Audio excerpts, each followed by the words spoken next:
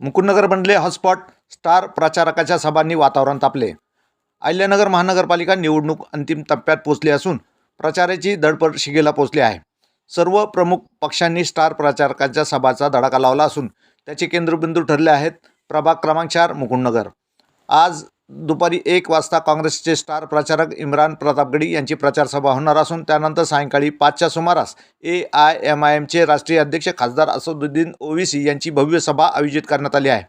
मुस्लिम बहुल मुकुंदनगर परिसरात होणाऱ्या या सभामुळे राजकीय वातावरण अधिकच तापले आहे. या पार्श्वभूमीवर मुकुंदनगरमधील चौकात प्रमुख रस्त्याच्या दोन्ही बाजूला विविध पक्षांचे झेंडे, होर्डिंग्स, डिजिटल बॅनर्सच्या रांगा लागलेल्या दिसत आहे.